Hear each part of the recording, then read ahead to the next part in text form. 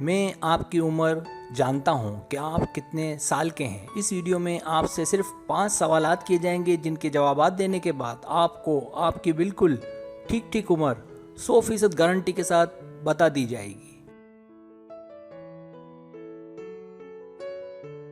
सवालात इंतहाई आसान हैं, लेकिन 5वीं क्लास तक की मैथ का आना ज़रूरी है। फिर भी किसी दिक्कत का सामना हो तो कैलकुलेटर इस्तेमाल कर लें।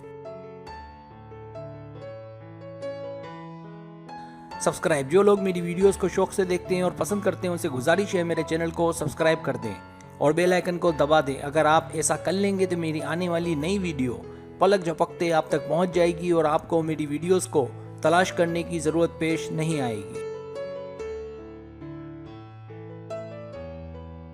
सवाल नंबर 1 से 9 तक में से कोई एक नंबर अपनी कॉपी में लिख लें। जैसे मिसाल के तौर पर मैं लेता हूं 6।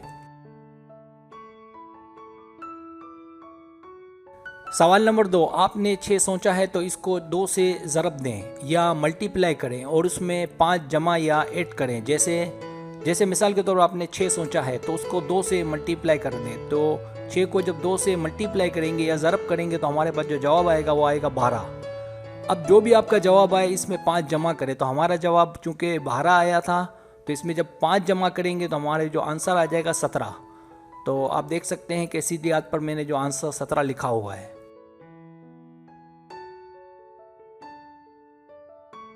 सवाल नंबर 3, अब हमारे पास मिसाल में 17 जवाब आया है। आपका भी जो भी आया है उसको आप ले लें। तो आपके जवाब को 50 से ज़रब दें यानी मल्टीप्लाई करें। जैसे मिसाल के तौर पर हमारा जवाब आया था 17, तो 17 को 50 से मल्टीप्लाई करेंगे। आपका जो जवाब आएगा आप उसको भी 50 से मल्टीप्लाई करेंगे। तो मेरा आंसर आया 850। अब आपका क्या आया है वो आपको कॉपी में लिख लें।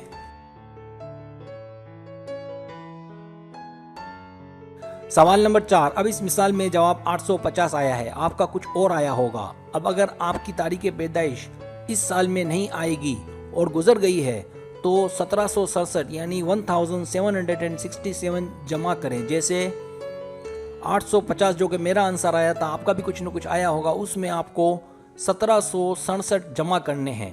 तो जमा होने के बाद हमारे पास जो आंसर आया वो 2617 यानी 2617 है। लेकिन अब इस मिसाल में जवाब 850 आया है, आपका कुछ और आया होगा। अब अगर आपकी तारीख पैदाइश इस साल में है तो 1768 जमा करें। जैसे 850 मेरा आंसर आया था, तो जो आपका आंसर है उसको यहाँ लिख कर 1768 को इसमें ऐड कर लेना है। तो जब 850 में 1768 को हमने जमा किया तो हमारे पास जवाब आया 2618 यानी 2618।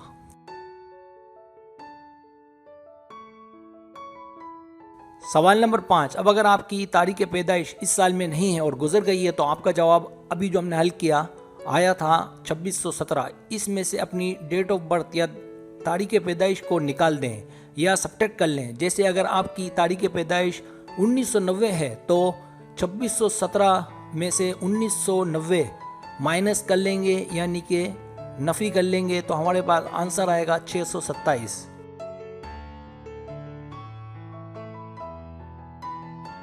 लेकिन अब अगर आपकी तारीख पैदाइश इस साल में है तो आपका जवाब मिसाल में आया है जो कि हमने पीछे हल किया था 2618। तो इसमें से अपनी डेट ऑफ बर्थ यानी तारीख पैदाइश को निकाल दें या सब्ट्रैक्ट कर लें। जैसे अगर आपकी तारीख पैदाइश 1990 है तो 2618 में से 1990 को माइनस कर दें यानी सब्ट्रैक्ट कर लें तो हमारे पास आंसर आ जाएगा 628। अब हम जवाब की तरफ आते हैं। तो जवाब हमारा है, अब अगर आपकी तारीख पैदाइश इस साल में नहीं है और गुजर गई है तो आपका जवाब जो कि हमने हल किया था 627 है। तो आपकी उम्र क्या है? तो आपकी उम्र है 627 में राइट साइड पे आप देख सकते हैं कि 27 लिखा हुआ है, तो इसका मतलब आप 27 साल के हैं।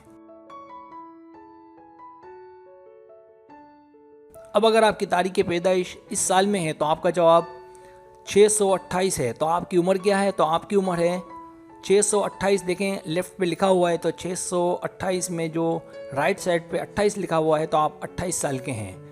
लेकिन आपको अपने सवालात के हिसाब से चलना है और राइट साइड पे जो 2 हिस्से होंगे वो आपका आंसर होगा।